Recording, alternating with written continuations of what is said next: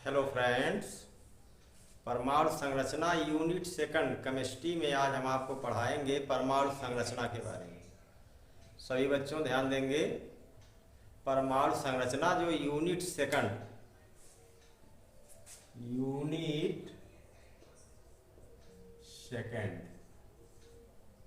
Lesson का क्या नाम है? परमाणु संरचना। परमाणु संरचना। परमाणु संरचना को इंग्लिश में लिखा जाए तो atomic, ATOMIC, atomic structure. Atomic structure atom को डिफाइन करता है। तो सबसे पहले एटॉमिक स्ट्रक्चर पढ़ने से पहले हमको देखना पड़ेगा कि ये परमाणु आते कहाँ से हैं, कैसे हम परमाणु को परिभाषित कर पाते हैं। तो सबसे पहले इसको पढ़ने से पहले हम पढ़ेंगे द्रव्य, या इसका एक और नाम है पदार्थ। चाहे आप द्रव्य कहें या पदार्थ कहें, इंग्लिश में इसको मैटर कहते हैं, या METTER, मैटर। मैटर होता क्या है? देखिए, ब्रह्मांड में जितने भी पदार्थ हैं ये सूक्ष्म कणों से मिलकर बने होते हैं। तो सबसे पहले हम बात करेंगे पदार्थ के बारे में कि द्रव्य या पदार्थ होता क्या है। प्रकृति में जितने भी कण हैं या प्रकृति में पाए जाने वाले ऐसे कण जिसमें द्रव्यमान हो और जो आयतन घेरता हो, उसे क्या कहेंगे बच्चों? द्रव्य या पदार्थ कहेंगे। प्रकृति में पाए जाने वाले ऐसे कण जिसमें द्रव्यमान हो और जिसका कुछ आयतन हो। तो लिख भी देते हैं हम यहाँ पर, प्रकृति में पाए जाने वाले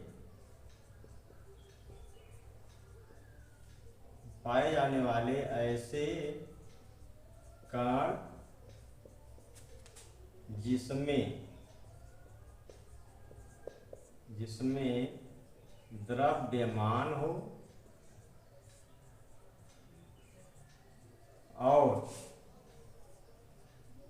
और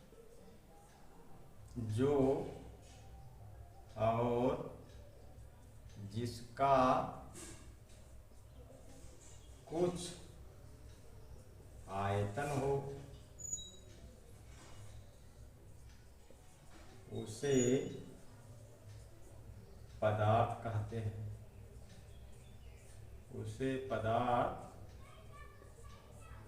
हैं। तो प्रकृति में पाए जाने वाले ऐसे कण जिसमें द्रव्यमान हो और जिसका कुछ आयतन हो, या वह पदार्थ कुछ आयतन घेरता हो, उसे हम पदार्थ कहते हैं। कोई एक बड़ा पदार्थ ले लें, उसके छोटे छोटे टुकड़े अगर करते जाएं तो जो सबसे छोटा कण मिलेगा उसको हम क्या कहेंगे? परमाणु कहेंगे। परमाणु जो है, परमाणु को अंग्रेजी में एटम कहते हैं, ATOM। यह ग्रीक भाषा के शब्दों से लिया गया है। ग्रीक भाषा के शब्द हैं।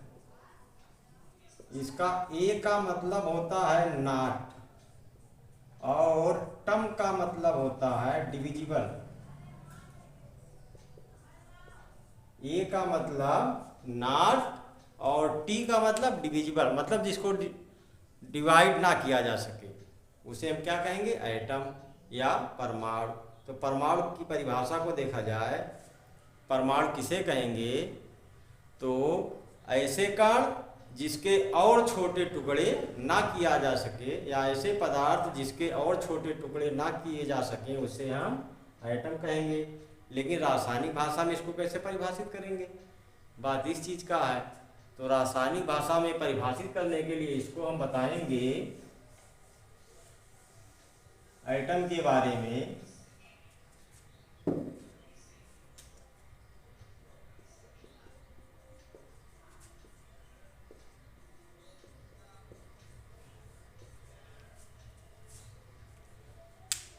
एटम के बारे में कि द्रव्य का या पदार्थ का ऐसा सूक्ष्मतम कण जो किसी भी रासायनिक अभिक्रिया में बिना अपघटित हुए या बिना डिवाइड हुए भाग लेता है उसे परमाणु कहते हैं।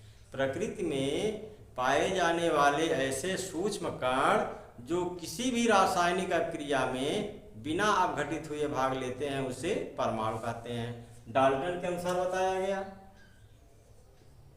डाल्टन के अनुसार, क्योंकि सबसे पहले डाल्टन नामक जो वैज्ञानिक थे उन्होंने ही परमाणु की खोज की थी। परमाणु के खोज का पूरा श्रेय किसको जाता है? डाल्टन को जाता है। डाल्टन नामक वैज्ञानिक ने परमाणु शब्द का निर्माण किया था। तो कैसे किया था? इन्होंने ये बताया कि प्रकृति में जितने भी कण हैं वे छोटे छोटे, प्रकृति में जितने भी पदार्थ हैं वे छोटे छोटे कणों से मिलकर बने होते हैं, और पदार्थ का जो सबसे छोटा कण होता है उसे हम परमाणु कहते हैं। तो परमाणु की परिभाषा को तो हम लोगों ने देखा। अब परमाणु के मूल कण क्या है? परमाणु के मूल कण, या इसी का एक और नाम है मौलिक कण भी इसको कहते हैं। परमाणु के मूल कण या परमाणु के मौलिक कण। देखें जो परमाणु की संरचना है, या तो डाल्टन के अनुसार बताया गया कि द्रव्य का जो सबसे छोटा कण है परमाणु है, लेकिन आधुनिक खोजों के बाद वैज्ञानिकों ने जब डाल्टन के नियम को देखा और उसका अध्ययन किया तो इनमें काफ़ी असमानताएं पाई जा रही थी। तो उन्होंने जब आगे प्रयोग को बढ़ाया तो यह देखा कि क्योंकि डाल्टन के अनुसार बताया गया कि परमाणु अविभाज्य है, आधुनिक खोजों में बताया गया कि नहीं, परमाणु को भी विभाजित करना संभव है। अर्थात परमाणु का मौलिक कण होता क्या है, सबसे पहले हम लोग इसके बारे में जानेंगे। परमाणु के जो मूल कण हैं मुख्य रूप से तीन होते हैं। एक होता है इलेक्ट्रॉन, दूसरा होता है प्रोटॉन, और तीसरा होता है न्यूट्रॉन। पहला है इलेक्ट्रॉन, दूसरा है प्रोटॉन, तीसरा है न्यूट्रॉन। इलेक्ट्रॉन का संकेत होता है E, इसके ऊपर एक माइनस का चार्ज आता है। प्रोटॉन को P से डिनोट करते हैं और न्यूट्रॉन को 0 या 1 से डिनोट करते हैं या प्रदर्शित करते हैं। तो इलेक्ट्रॉन, प्रोटॉन और न्यूट्रॉन ये परमाणु के क्या हैं? मौलिक कण हैं। अर्थात आधुनिक खोजों में ये बताया गया कि जो परमाणु हैं इनको मूल कणों में विभाजित किया जा सकता है, क्योंकि जो परमाणु की संरचना बनी हुई है या उनके मौलिक कणों के रूप में बनी हुई है।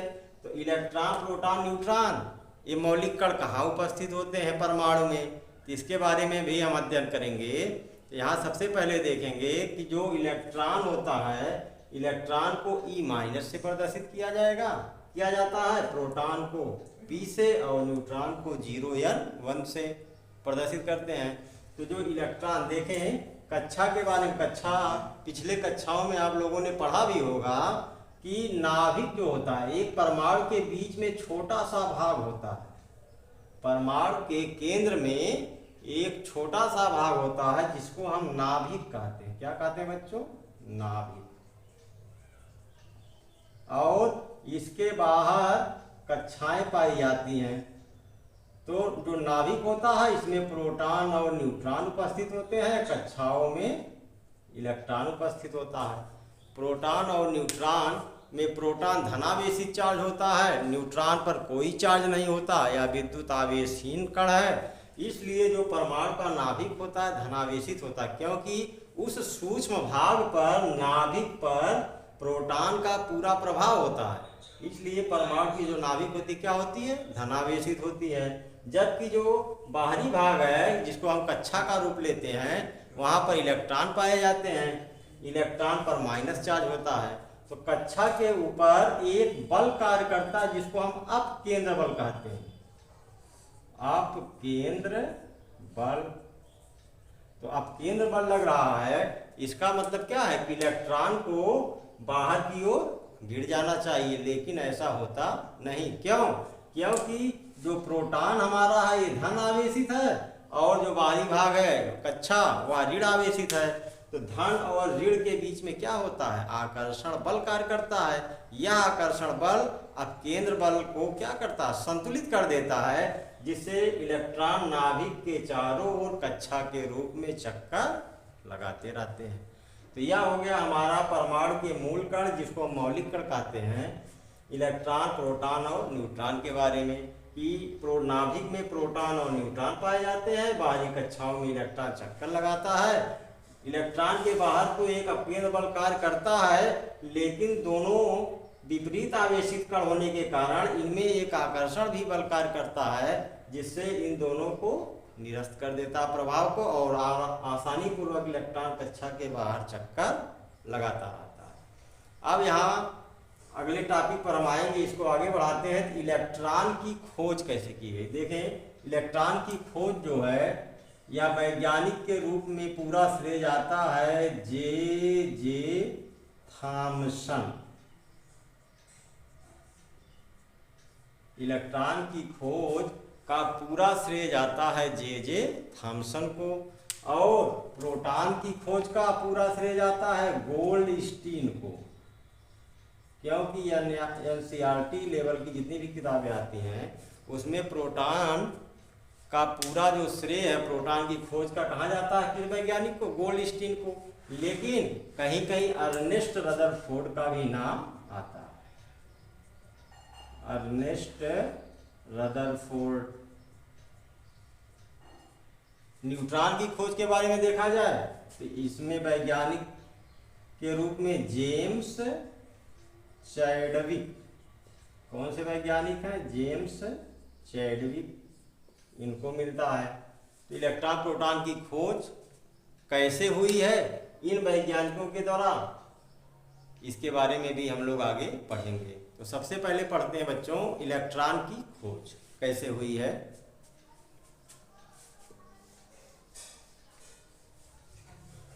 टॉपिक पर हम लोग बराबर बने रहेंगे, जिससे हम लोगों को पढ़ाई में कोई समस्या नहीं आएगी।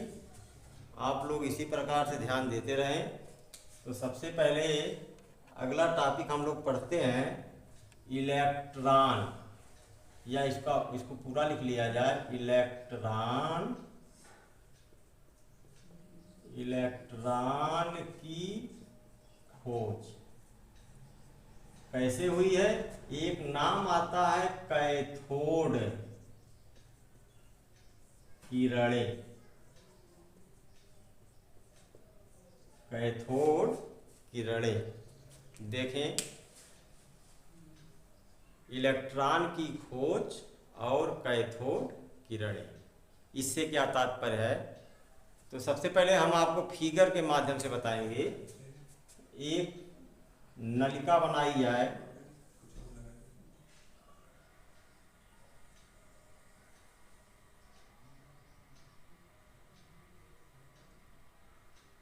एक नलिका बना दी जाए। देखें, यहाँ पर एक रॉड लगा दी जाती है,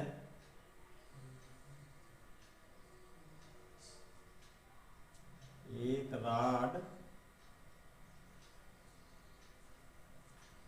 हम यहाँ लगा देते हैं और एक रॉड यहाँ लगा देते हैं। ये दो रॉड हो गए। और क्या करते हैं, यहाँ पर जो विसर्जन नली होती है इसमें वैक्यूम पंप लगा होता है, VACUM, वैक्यूम पंप बोलते हैं इसको, या इसको निर्वात पंप भी बोलते हैं, निर्वात पंप। अभी क्या कार्य है इसका हम आपको बताएंगे। और यह जो इलेक्ट्रोड है इससे एक वायर निकाल करके यहाँ पर, और इससे एक वायर निकाल करके यहाँ पर, इन दोनों को जोड़ देते हैं। किससे जोड़ते हैं, हाई वोल्टेज, हाई वोल्टेज लगभग 10,000 वोल्ट। तो बच्चों यहाँ देखेंगे, सबसे पहले वैक्यूम पंप का क्या कार्य होता है। वैक्यूम पंप कार्य करता क्या है, किस प्रकार से कार्य करता है। निर्वात करने का कार्य करता है, क्योंकि जो ये नली बनी हुई है एक प्रकार की विसर्जन नली है। कैसी नली है? विसर्जन नली है। इसमें तमाम गैसें भरी होती हैं, वायु भरा होता है। तो सबसे पहले वैक्यूम पंप के द्वारा हम इसके वायु को बाहर कर देते हैं, वायु हमारा बाहर निकल जाता है। अब इसका दाब कम हो जाएगा। जब वायु बाहर निकल जाएगी तो इसका दाब कम हो जाएगा, मतलब वायु इसमें कम हो जाएगी। अब इसमें क्या करेंगे? कोई गैस भर लेंगे, कोई गैस इसमें डाल दिया जाता है। गैस डाल करके हम इसको हाई वोल्टेज से जोड़ते हैं, उच्च वोल्ट की विद्युत धारा इसमें प्रवाहित करते हैं। तो जरा इलेक्ट्रोडों के नाम क्या है, इसका नामकरण हम कर लें। तो एक इलेक्ट्रोड इसमें धन हो प्लस का, एक माइनस का कार्य कर रहा है, एक प्लस का कार्य कर रहा है। तो ये जो है माइनस वाला, इसको हम कैथोड कहते हैं। क्या कहेंगे? कैथोड। और इसको क्या कहेंगे? एनोड कहेंगे। ये कैथोड हो गया और ये एनोड हो गया। तो उच्च वोल्ट की जब विद्युत धारा प्रवाहित करेंगे बच्चों, तो होता क्या है प्रोसेस में कि जो कैथोड की प्लेट है, इसको हम कैथोड प्लेट भी कह सकते हैं। कैथोड की प्लेट से बहुत सारे इलेक्ट्रॉन क्या होते हैं? बहुत सारे इलेक्ट्रॉन निकलते हैं, लेकिन उन इलेक्ट्रॉनों को हम देख नहीं सकते। इसमें क्या होता है? इससे बहुत सारे इलेक्ट्रॉन निकलते हैं। उच्च वोल्ट की विद्युत धारा प्रवाहित करने पर इनसे बहुत सारे इलेक्ट्रॉन निकलते हैं। और ये इलेक्ट्रॉन क्या करते हैं? ये हमारा माइनस चार्ज का प्लेट है, ये हमारा पॉजिटिव चार्ज है। तो विपरीत आवेशों में क्या होता है? आकर्षण होता है। तो जितने भी इलेक्ट्रॉन निकलते हैं ये नोड हमारा उसको अपनी ओर एब्जॉर्ब कर लेता है, आकर्षित करने का कार्य करता है, अट्रैक्ट करता है इसको। तो अट्रैक्ट करेगा तो होगा क्या? देखें, इससे जो इलेक्ट्रॉन निकल रहे हैं यह हमारा एनोड की ओर जा रहा है, और यहाँ पर एक प्रदीप्तशील पर्दा चिपका देते हैं पीछे की ओर। पीछे की ओर एक प्रदीप्तशील पर्दा, मतलब जिसको चमकदार पर्दा कहते हैं, चमकदार पर्दा। तो होगा क्या कि जब इलेक्ट्रॉन इससे निकलेंगे और प्लेट की ओर, एनोड के प्लेट की ओर जाएंगे, तो यहाँ से जब पीछे की ओर जाते हैं तो जो ये चमकदार पर्दा होता है हमारा, यहाँ पर तमाम लाइटिंग दिखाई देने शुरू हो जाती है, मतलब यह पर्दा हमारा चमकना शुरू हो जाता है। इस क्रियाकलाप को करने वाले जो प्रथम वैज्ञानिक थे उनका नाम था जूलियस प्लकर। क्या नाम था बच्चों? Julius Plucker. इन्होंने लगभग 1859 जूलियस प्लकर ने यह जो प्रयोग किया था बच्चों, देखेंगे कि जो विसर्जन नली है इसमें सबसे पहले जो प्रयोग किया वह जूलियस प्लकर नामक वैज्ञानिक थे। 1859 ईस्वी में उन्होंने किया था अपना प्रयोग। तो जूलियस प्लकर ने क्या किया? सर्वप्रथम एक विसर्जन नली लिया। विसर्जन नली किसकी बनी हुई थी? कांच की बनी हुई थी। कांच का बना होगा जो पारदर्शी होगा तभी तो हम देख पाएंगे उसको ना। इसलिए जो विसर्जन नली लिया उन्होंने एक कांच का लिया, और इसमें एक प्लेट एनोड है, एक प्लेट कैथोड है, और जबकि दूसरी प्लेट एनोड है। तो कैथोड और एनोड दो प्लेटें लगा दिया गया। तो जूलियस प्लकर ने अपने प्रयोग में क्या किया कि विसर्जन नली लेकर एक प्लेट कैथोड की लगा दी, एक प्लेट एनोड की लगा दी। उच्च वोल्ट के विद्युत धारा से 10,000 वोल्ट की विद्युत धारा प्रवाहित किया। जैसे ही इसमें 10,000 वोल्ट की विद्युत धारा प्रवाहित किया तो कैथोड की प्लेट से क्या हुआ? अचानक बहुत तेजी के साथ बहुत सारे इलेक्ट्रॉन निकलना शुरू हो गए, और ये इलेक्ट्रॉन जब एनोड की ओर बढ़े तो उसके पीछे जो पीछे कांच की दीवार थी, इस पर जो चमकदार पर्दा लगा हुआ था, इस पे बहुत सी चमक उत्पन्न होने लगी। तो जूलियस प्लकर ने इतना ही बताया अपने प्रयोगों में कि जब एक विसर्जन नली लेकर उसमें उच्च वोल्ट की विद्युत धारा प्रवाहित करते हैं तो कैथोड की प्लेट से कुछ किरणें निकलती हैं, मतलब कुछ अदृश्य किरण निकल रही हैं। वो किरण है क्या? एक प्रकार की इलेक्ट्रॉन होती हैं। ये इलेक्ट्रॉन निकल रही है और एनोड के पीछे जाकर पर्दे पर चमक उत्पन्न कर रही हैं। तो हम क्या कह सकते हैं, ये जो इलेक्ट्रॉन है एक प्रकार का है क्या, क्योंकि कैथोड की प्लेट से निकल रहा है, इसलिए हम इसको क्या कहेंगे, कैथोड रेज कहेंगे। क्या नाम देंगे, कैथोड रेज देंगे, कि कैथोड की प्लेटें से निकल रहा है इसलिए इसको हम कैथोड रेज कहेंगे। लेकिन जूलियस प्रकर ने इसका नामकरण नहीं किया था, बल्कि इसका पूरा श्रेय जाता है किसको, जे थॉमसन को। जो नामकरण करने वाली प्रक्रिया थी जे थॉमसन, जे थॉमसन ने बताया कि कैथोड की प्लेट से जो इलेक्ट्रॉनों का उत्सर्जन हो रहा है या एनोड की तरफ हो रहा है, चूंकि ये किरणें कैथोड की प्लेट से निकल रही हैं, इसलिए इन्होंने इस किरणों का नाम क्या दे दिया, कैथोड। थॉमसन ने क्या कह दिया इसको, कैथोड किरण, कैथोड किरणें कह दिया, कैथोड किरणों का नाम दिया।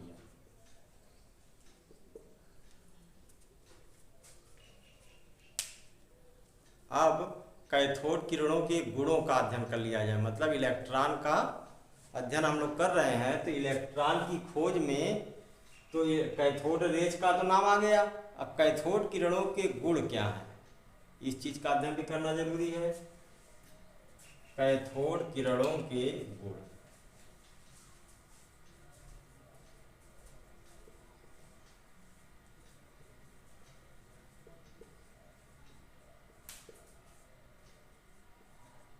कैथोड किरणों के properties of cathode rays, English में लिखना चाहेंगे तो प्रॉपर्टीज ऑफ कैथोड रेज।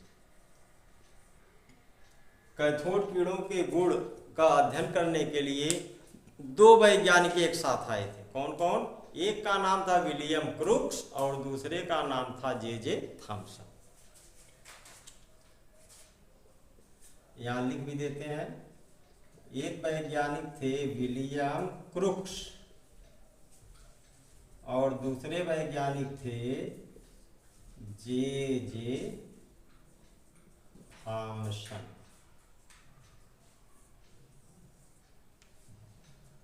देखिए बच्चों, विलियम क्रुक्स और जे थॉमसन नामक जो वैज्ञानिक थे, इन्होंने क्या किया, कैथोड किरणों के गुणों का अध्ययन किया।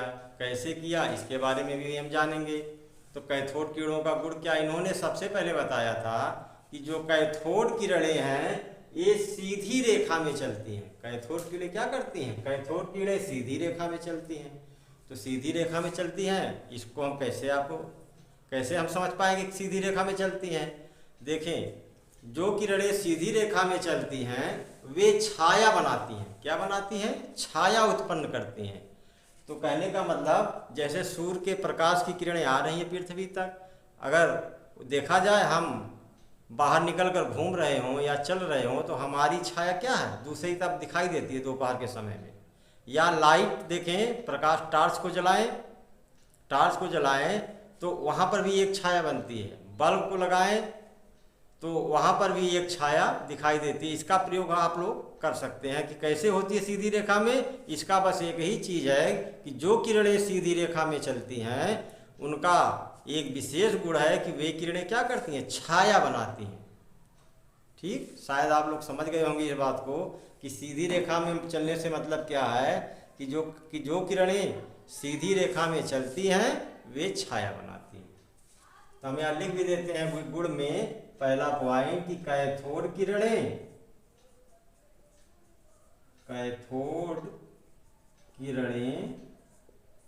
सीधी रेखा में चलती हैं, सीधी रेखा में चलती है।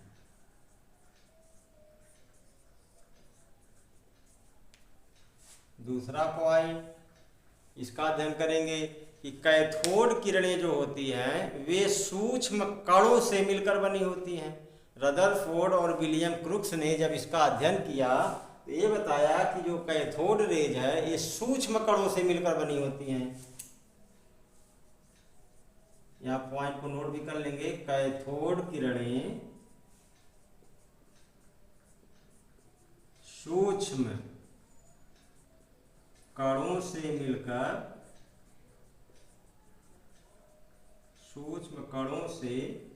मिलकर बनी होती हैं।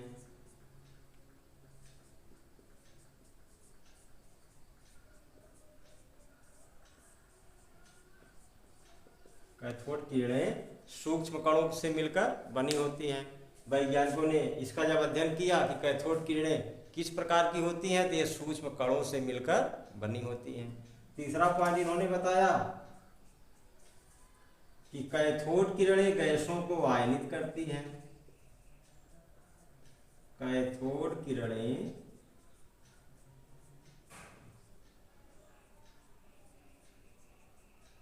गैसों को आयनित करती हैं।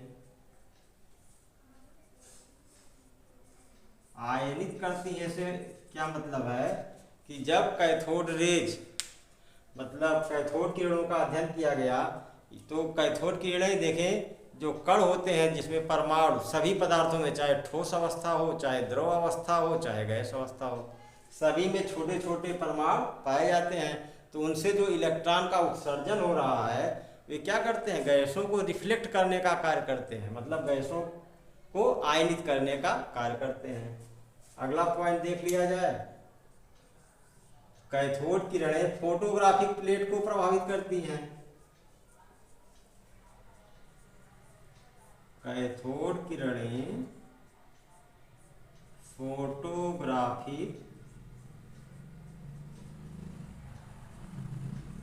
प्लेट को प्रभावित करने का क्या मतलब, काला कर देती है।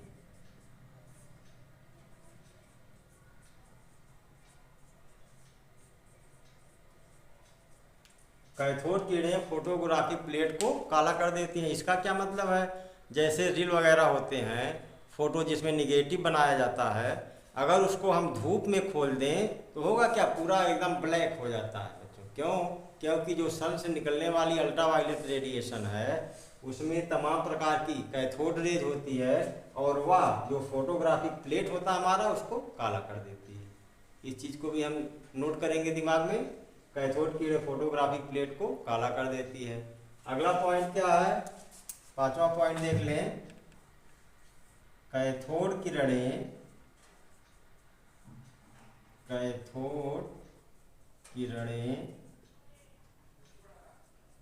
धातु की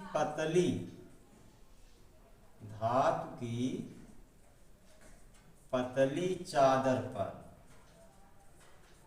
क्या करती हैं, ताप दीप्ति उत्पन्न करती हैं। ताप दीप्ति उत्पन्न करती हैं। पांचवा पॉइंट क्या मिला कि कैथोड किरणें धातु की पतली पन्नी पर ताप दीप्ति उत्पन्न करती हैं, मतलब कि उस पर चमक भी उत्पन्न करती हैं और ताप भी उत्पन्न करती हैं। एक पॉइंट और आपको बता दें कि अगर कैथोड किरणों को विद्युत और चुंबकीय क्षेत्र में विक्षेपित किया जाए तो ये किधर मुड़ जाएंगी, विपरीत आवेश की तरफ। मतलब कैथोड किरणें नेगेटिव चार्ज वाली हैं, तो ये धन प्लेट की ओर मुड़ जाएंगी। तो यहाँ एक पॉइंट और आप लोग लिख लेंगे, 6 पॉइंट, कि कैथोड किरणें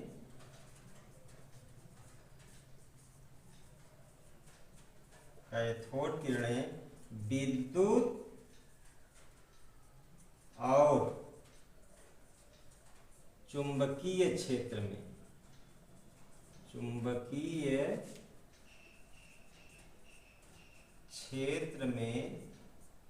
धन प्लेट की ओर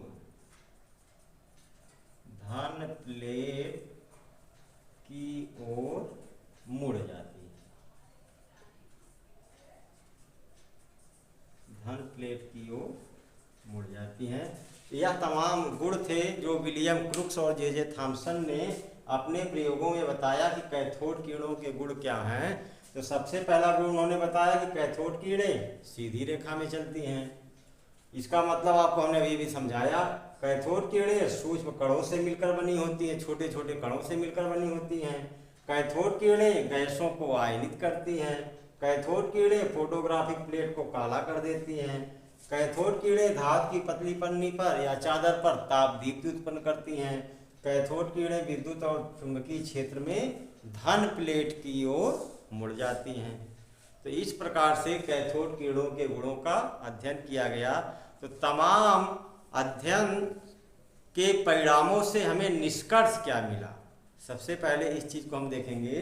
तो कैथोड किरणों के गुणों से निष्कर्ष क्या मिला, इस चीज को।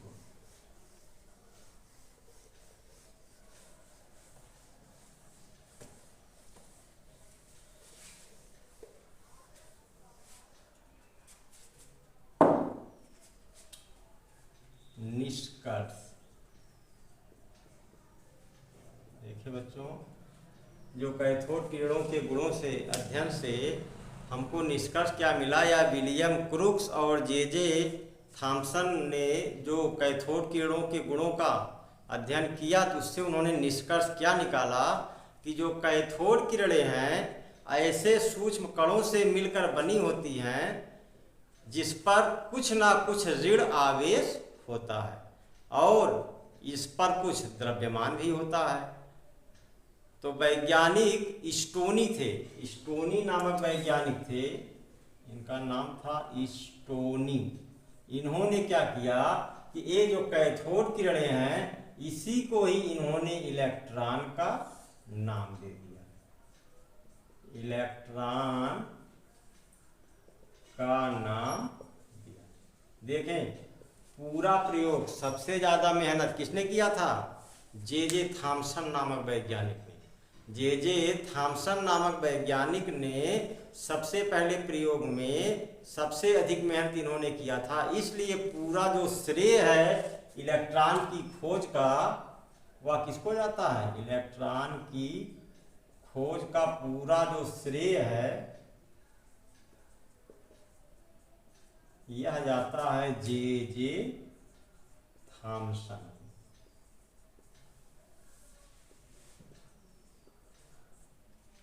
जे थॉमसन को पूरा श्रेय जाता है। तो देखें बच्चों, इस वीडियो में हम लोगों ने पढ़ा परमाणु की संरचना, परमाणु शब्द के बारे में कि परमाणु होता क्या है। परमाणु ग्रीक भाषा का शब्द है, ए फार होता है नॉट और टम का मतलब होता है डिविजिबल, जिसको डिवाइड ना किया जा सके। तो परमाणु की परिभाषा कि द्रव्य का ऐसा सूक्ष्म कण जो कभी भी स्वतंत्र अवस्था में नहीं पाया जाता और यह रासायनिक अभिक्रिया में बिना अपघटित हुए भाग लेता है, उसे क्या कहते हैं, परमाणु कहते हैं। परमाणु तो जॉन डाल्टन द्वारा दिया गया एक शब्द है जिसको हम परमाणु कहेंगे। अब परमाणु के बारे में जब वैज्ञानिकों ने और खोजें की तो उन्होंने क्या बताया कि परमाणु जो है अविभाज्य कण नहीं हो सकता, बल्कि परमाणु को उनके कणों के रूप में, मौलिक कणों के रूप में भी विभाजित किया जा सकता है। तो परमाणु के मौलिक कणों का अध्ययन हुआ जिसमें इलेक्ट्रॉन, प्रोटॉन, न्यूट्रॉन का नाम आया। तो इलेक्ट्रॉन की खोज कैसे हुई इसके बारे में हमने आपको बताया इस वीडियो में। तो इलेक्ट्रॉन की खोज सर्वप्रथम जूलियस प्लकर नामक वैज्ञानिक ने कांच की एक विसर्जन नली लेकर, कांच के एक विसर्जन नली में दो प्लेटें लगा दी। एक के तरफ एक प्लेट जो थी वो कैथोड थी, दूसरी प्लेट एनोड थी। कैथोड हमारा क्या था, ऋण ध्रुव है, मतलब ऋण प्लेट है, और एनोड क्या है, धन प्लेट है। तो उच्च वोल्ट की विद्युत धारा, सबसे पहले वैक्यूम पंप आपने देखा, वैक्यूम पंप का क्या कार्य होता है, उसको जब पुश करेंगे तो जितनी भी नलिका में वायु होगी सब बाहर निकल जाएगी, मतलब निर्वात हो जाएगा, तो दाब कम हो जाएगा, वायु नहीं रहेगी। तो दाब कम कर दिया, उसके बाद कोई भी गैस, तमाम गैसों का उन्होंने अध्ययन किया, कोई भी गैस जब भर करके उच्च वोल्ट की विद्युत धारा, लगभग 10,000 वोल्ट की विद्युत धारा प्रवाहित करते हैं, तो कैथोड की प्लेटों से तमाम इलेक्ट्रॉन एनोड की ओर भागते हैं, और एनोड के पीछे जो हम लोग प्रतिदीप्तशील पर्दा लगाए हुए थे, एक लेयर लगी हुई थी पीछे, उस पर तमाम सारी चमक उत्पन्न होती है। इस चीज़ों का अध्ययन तो जूलियस प्लकर ने किया, लेकिन बाद में जे थॉमसन ने क्या किया कि ये किरणें कैथोड की प्लेट से निकलती हैं, इसलिए इसका नाम ही कैथोड किरणें रख दिया। कैथोड किरणों के गुणों का अध्ययन विलियम क्रूक्स और जे थॉमसन के द्वारा बताया गया कि कैथोड किरणें सीधी रेखा में चलती हैं, कैथोड किरणें विद्युत और चुंबकीय क्षेत्र में विक्षेपित हो जाती हैं, कैथोड किरणें सूक्ष्म कणों से मिलकर बनी होती हैं, कैथोड किरणें गैसों को आयनित करती हैं, कैथोड किरणें धातु की पतली पन्नी पर तापदीप्ति उत्पन्न करती हैं। तो इन तमाम गुणों से प्राप्त निष्कर्षों के आधार पर विलियम क्रूक्स और जे थॉमसन ने यह बताया कि कैथोड किरणें जो हैं ऐसे कणों से मिलकर बनी होती हैं जिस पर कुछ ऋण आवेश होता है और जिसका कुछ द्रव्यमान होता है। बाद में स्टोनी नामक वैज्ञानिक थे, इन्होंने कैथोड किरणों को ही इलेक्ट्रॉन का नाम दे दिया। और क्योंकि पूरा जो श्रेय है मेहनत करने का इलेक्ट्रॉन के बारे में या किसको जाता है, जे थॉमसन को, इसलिए इलेक्ट्रॉन की खोज का पूरा श्रेय जे थॉमसन को ही मिलता है। ठीक है बच्चों, आज के वीडियो में हम आपको इतना ही बताएंगे। नेक्स्ट टॉपिक में प्रोटॉन की खोज और इसके आवेश बटे द्रव्यमान के E/m आवेश बटे द्रव्यमान की गणना कैसे करेंगे, इसके बारे में हम आपको बताएंगे। थैंक यू बच्चों, टेक केयर।